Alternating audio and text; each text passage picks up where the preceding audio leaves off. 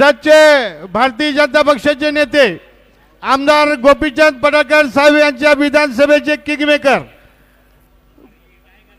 Cement कॉर्पोरेशनचे संचालक आणि केंद्र सरकारच्या अवजड उद्योग समूहाचे संचालक सन्माननीय डॉक्टर रवींद्र आरोळी सर, माननीय गोपीचंद पडळकर साहेबांच्या या नागरी सत्काराप्रसंगी उपस्थित असलेले व्यासपीठावरील सर्व मान्यवर, आपण सर्वजण जत कवठेमहांकाळमधील प्रतिष्ठित सर्व डॉक्टर, वकील, आपण गोपीचंद पडळकर साहेबांच्यावर प्रेम करणारे सर्व नागरिक बंधू आणि भगिनींनो,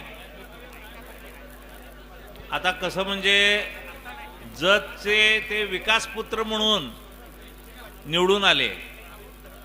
जतच्या इतिहासामध्ये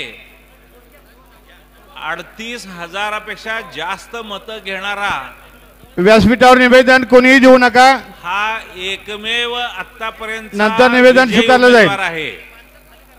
आतापर्यंत अनेक खासदारकी झाली, अनेकांची आमदारकी झाली आणि आतापर्यंत सगळं रेकॉर्ड ब्रेक मतदान हे गोपीचंद पडळकर साहेबांना झालं. हे त्यांच्या कार्यकर्तृत्वामुळे झालं.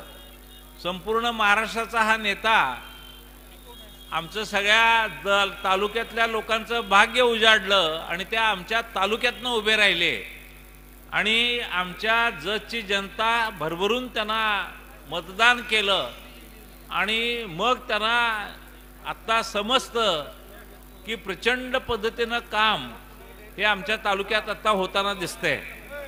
2000 एकरमध्ये होणारी MIDC असू दे, जत शहरामध्ये 78 कोटीची पाणी पुरवठा योजना असू दे, जत शहरामध्ये लागणाऱ्या ज्या काही नगरपालिका असेल किंवा पंचायत समिती असेल त्यांच्या इमारती असू देत, या सगळ्या गोष्टीकडे बारकाईनं लक्ष घालून या सगळ्या मंजूर करण्याचं काम आता हे पडळकर साहेब करतायत. आणि ह्या सगळ्या जतवासियांना हे कधी पटलं, ज्यावेळी आपल्या महाराष्ट्राचे मुख्यमंत्री देवेंद्र फडणवीस साहेब प्रचाराला आले होते आणि त्या प्रचाराच्या महाराष्ट्रातील सगळ्यात शेवट असलेला आमचा तालुका 288 आणि काना नाही मात्रा नाही असं गाव, जिथं भूकंप होत नाही, प्रलय येत नाही, जत म्हणजे नुसता दुष्काळी असा फेमस असलेल्या गावापासून, असल्या तालुक्यापासून फडणवीस साहेबांनी प्रचाराचा झंझावात चालू केला.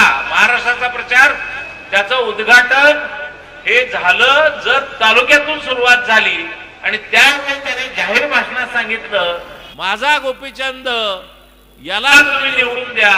मी जतच्या महाराष्ट्रामध्ये असलेला 288वा मतदारसंघ हा 1 नंबर बनवण्याचं काम माझं आहे, अशा पद्धतीची ग्वाही त्यांनी दिली आणि त्या एका त्यांच्या वचनामुळं ही आमची जनता त्यांना शेटना निवडून दिलेला आहे. आता जत आणि कवठेमहांकाळ काय लांब नाही. आता कवठेमहांकाळ मधली मी बघितलं, इतक्या लोकांची इतकी कामं. शेठ हा डायरेक्ट फडणवीस साहेबांच्या जवळचा माणूस आणि त्यांनी सांगितलं तर होणार नाही असं नाही. त्यामुळं कवठेमहांकाळ मधली जी काही तुमची पेंडिंग कामं आहेत ती पण आता सगळे करून घ्या. आमचं काय हरकत नाही, आमच्या वाट्याला तर आहेत, तर तुमच्या वाट्याला पण हा आमदार येणार आहे. त्यामुळं तुम्ही ज्या पद्धतीनं सत्कार केलेला आहे, ज्या पद्धतीनं मिरवणूक काढली, ज्या पद्धतीनं फुलांचा वर्षाव केला, हे सगळं पाहता शेठ हा नुसता तालुक्याचा आमदार नसून संपूर्ण महाराष्ट्राचा आमदार आहे. त्यामुळं गोर गरीब जे रांजले गांजले सगळ्यांचाच तो आमदार आहे. आणि आता व्यासपीठावर मी पाहतोय कुठलाही सामान्य माणूस डायरेक्ट त्यांच्यापर्यंत जाऊ शकतोय, डायरेक्ट काम करून घेऊ शकतोय. ती कॅपॅसिटी या माणसाकडे आहे. अशाच पद्धतीचं प्रेम तुमचं, महाराष्ट्राच्या जनतेचं आणि आमचं तरी आहेच.